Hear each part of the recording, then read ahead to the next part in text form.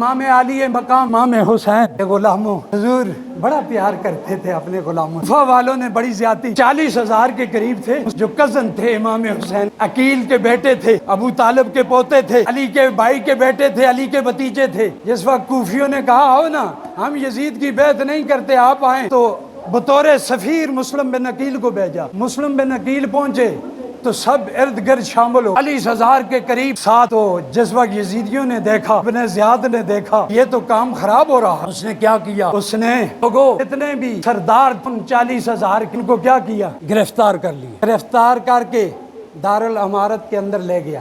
اللہ اکبر. جس وقت مسلم بن عقیل کو پتا چلا، انہوں نے اس 40,000 کی فوج کو کہا چلو اس کا محاصرہ کر. محاصرے کے لیے گئے تاکہ انہیں چھڑا دیا جائے. لوگوں ابن زیاد اور ان یزیدیوں نے نامنی سازش کی. انہوں نے کہا ان کے سردار جو گرفتار ہیں ان کے کانوں میں جا کے یہ بات کہی جائے کہ اگر تمہارے یہ بندے مسلم بن عقیل سے سائیڈ پہ نہ ہوئے تو تمہیں ہم کسی صورت میں نہیں چھوڑیں گے، قتل کر دیں، جان سے ختم کر دیں گے. یہ دھمکی جس وقت دی نا اس یزیدی نے تو وہ ڈر گئے. انہوں نے کیا کیا؟ اکا دکا کو بلا کر کہا کہ اگر ہمیں زندہ رکھنا چاہتے ہو تو مسلم بن عقیل کا ساتھ چھوڑ دو، مسلم بن عقیل کا ساتھ چھوڑ دو. 10 ادھر سے نکلے، 10 ادھر سے نکلے، 1000 ادھر سے نکلے، 500 ادھر سے نکل رہا ہے، 500.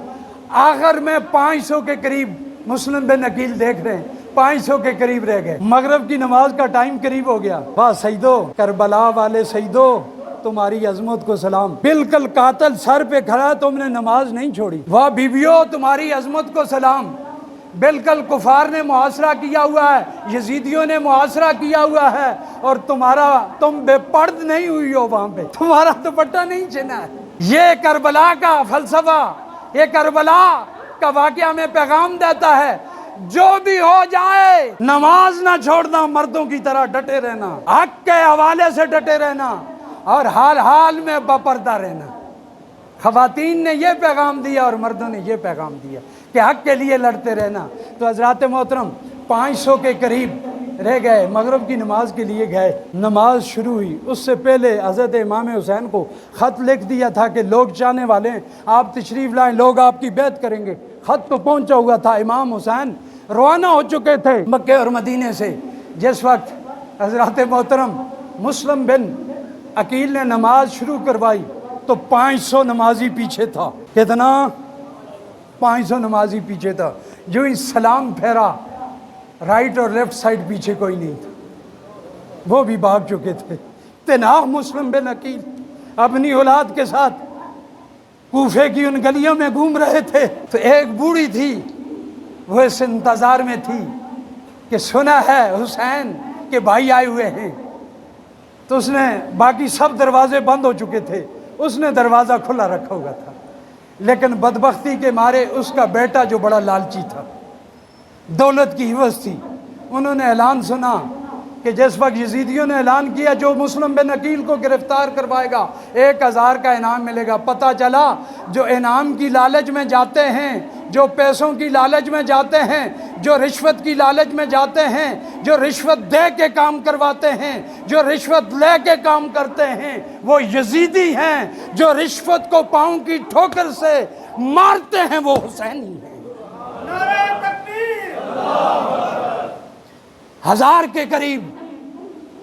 جس وقت آج جاتے محترم 1000 کے قریب انعام کا اعلان کیا تو اس کا بیٹا لالچ میں آ گیا. اس نے کہا آج سارا دن تو میں ان کو تلاش کرنے میں انعام کا سنا تھا. تو صبح سویرے اپنے دوستوں کو لے کر یزیدیوں کے پاس گیا. ان یزیدیوں کا نام لیتے ہوئے زبان پلیت ہوتی ہے، بس یزید ہی کہہ دو ان بدبختوں کو. جس وقت گیا کہا کہ آپ کو گرفتار کروانا مسلم بن عقیل کو چاہتا ہوں. کہا پہلے انعام بھی نکالو، جو تو نے اعلان کیا وہ نکال. اس نے کہا تم پکڑاؤ تو صحیح، نکالتے ہیں. پکڑوا کے جس وقت 70 بندہ اس کے بیٹے کے ساتھ، اس مائی کے بیٹے کے ساتھ 70 فوجی بھیجا. وہ یزیدی دولت کے عوض میں، نشے کے عوض میں گئے اور جا کر دیکھا کہ مسلم بن عقیل بیٹھے ہوئے ہیں. کسی نے اسلحے کے ساتھ ان کے منہ پہ مارا، ان کے منہ سے خون آیا. اس خاتون سے پانی مانگا، پانی دے دے. پانی اس نے دیا تو جو ہی آگے منہ کی طرف کیا تو فوراً سارا خون ہو سکتا ہے یہ آخری پانی ہو، اب حوض کوثر کا پانی بھی نصیب ہوگا. جس وقت انہوں نے مارنا پیٹنا شروع کیا پیچھے سے ان کے بڑے یزیدی کو، اس پلیت ابن زیاد کو پتہ چلا، اس نے کہا فوراً سے پہلے زندہ گرفتار کر کے لے آؤ۔ زندہ گرفتار کر کے جس وقت ان کو لایا گیا، ان سے کہا گیا کوئی کام، یا تیار ہو جاؤ شہید ہونے کے لیے یا یزید کی بیعت کر لو۔ انہوں نے کہا ممکن ہی نہیں ہے، یہ حسین کے کزن کی بات، مسلم بن عقیل کی، ممکن ہی نہیں ہے ہم اس فاسق کو فاجر کے ہاتھ میں ہاتھ دیں، جو مرضی ہے کر لیں۔ فوراً آرڈر دیا، 15,000 کے قریب تیر برس اور ان کو شہید کر دیا گیا۔ یہ خبر بھی حسین کو راستے میں مل چکی تھی، لیکن امام حسین نے کہا ہم جس چیز کا ارادہ کر لیں اس فاسق و فاجر کے ہاتھ میں ہاتھ نہیں دیتے۔ امام پاک آ گئے، آگے سے جس وقت پتہ چلا یزید بن معاویہ کو آج کہتے ہیں وہ امیر المومنین ہے، اوے تف ہے تمہارے علموں پر، جس نے حضور کی نسل کو ختم کرنے کی کوشش کی اور کربلا میں ذبح کیا ہے، وہ امیر المومنین، وہ قیامت تک گال ہے۔ اس کو پتا چلا کہ حسین قافلے کے ساتھ آ رہا ہے، اس نے حر کو بھیجا، اور 1,000 لشکر کے ساتھ کوفہ سے دور کرب و بلا میں جا کر حسین پاک کو روک کہ اب آپ کا آگے جانے کا آرڈر نہیں ہے۔ وہیں پہ 2 محرم الحرام کو انہوں نے خیمے گاڑے، خیمے گاڑنے کے بعد مذاکرات جاری رہے، بس وہ لگے رہے یزیدی، انہوں نے کہا بیعت کر لو۔ حسین نے کہا میرے ان ہاتھوں کے اوپر کسی اور نے بوسہ نہیں دیا، کملی والے آقا نے بوسہ، اس کے ہاتھ میں یہ ہاتھ نہیں جا سکتے۔ ہم سواری کرتے تھے تو مصطفیٰ کے کانوں پہ کرتے تھے، ہماری منہ میں زبان جس وقت ہمیں بطور گٹی دی گئی تو حضور نے اپنی زبان چسوائی تھی، یہ زبان کب کسی فاسق و فاجر کی بیعت کر سکتی ہے؟ اس کو اپنی زبان سے مان سکتی ہے؟ نہیں مان سکتے، یہ تو نانا سے بے وفائی ہوگی۔ تو حسین نے اس وقت بھی لوگوں وعدہ کیا تھا جس وقت حسین پیدا ہو رہا، حسین نے کی ولادت ہوئی تو آپ کے کانوں میں آپ کے نانا مصطفیٰ نے اذان کہی اور ساتھ ہی فرمایا یہ تیرے نانا ہی مصطفیٰ کی آواز ہے، اس کی لاج رکھنا۔ حسین نے آنکھ کھولی، نگاہوں سے نگاہ ملائی، نانا جان اگر آواز آپ کی ہے تو کان حسین کے ہیں، لوگ ممبروں پر قرآن پڑھیں گے، مسلوں پر قرآن پڑھیں گے، مسجدوں میں قرآن پڑھیں گے، نانا جان اگر وقت آیا پہ ننازے پر قرآن پڑھ کے سناؤں گا۔ پھر دنیا نے دیکھا سر تن سے جدا ہے، قرآن کی تلاوت جاری ہے۔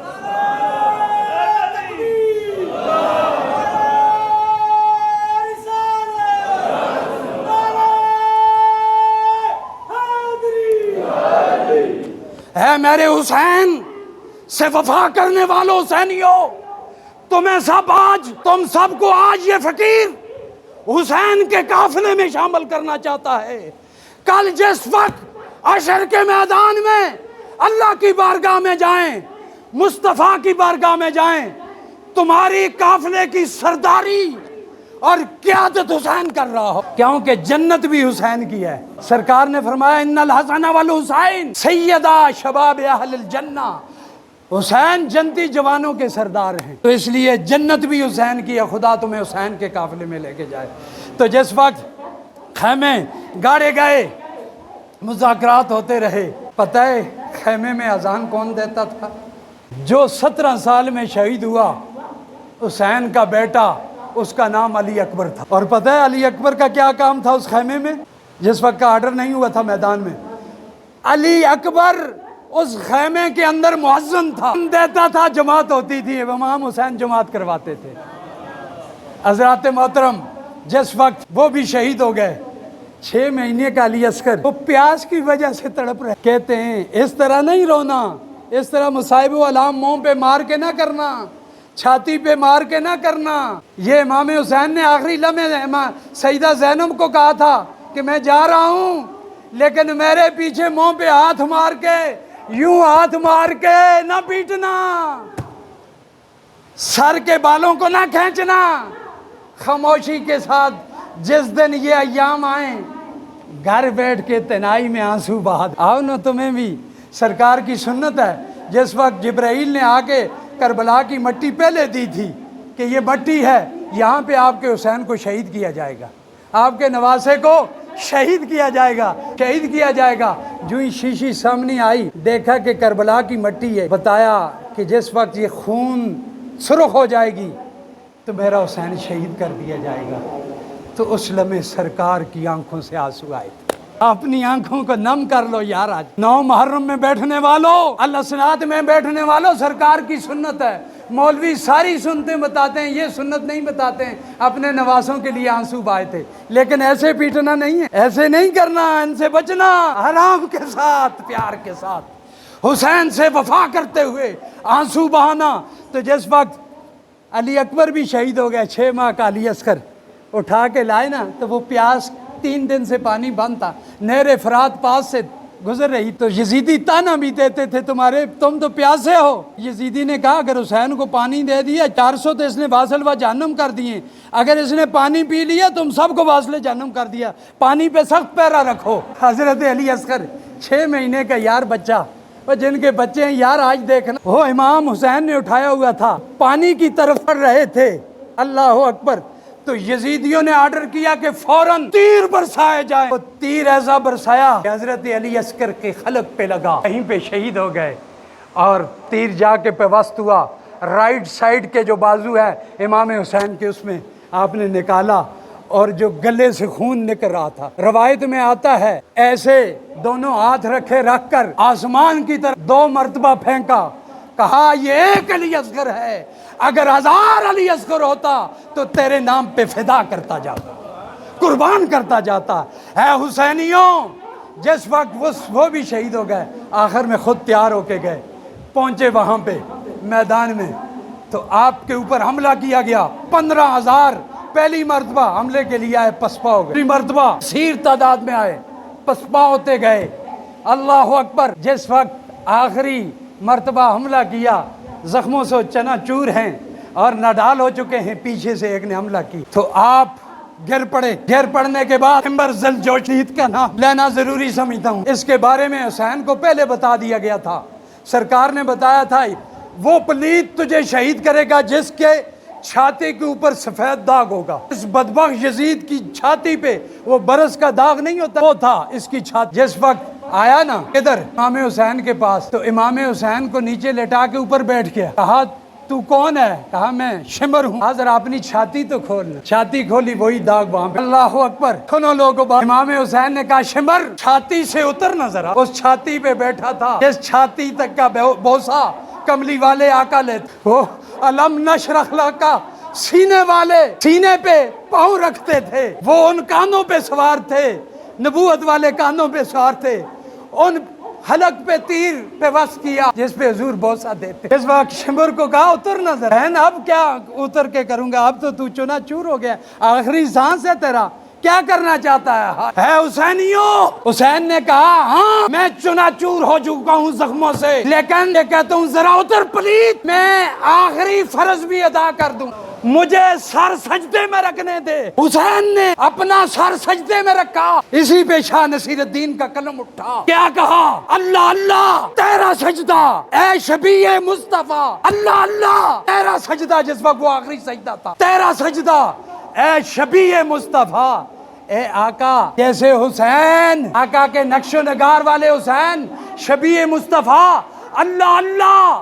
تیرا سجدہ اے شبیہ مصطفیٰ، جیسے ذات پیمبر ہو بہو خود سجدے میں، جیسے ذات پیمبر خود ہو بہو سجدے میں ہیں۔ حسین کا وہ سجدہ ایسا تھا جیسے مصطفیٰ سجدہ کر رہے ہیں۔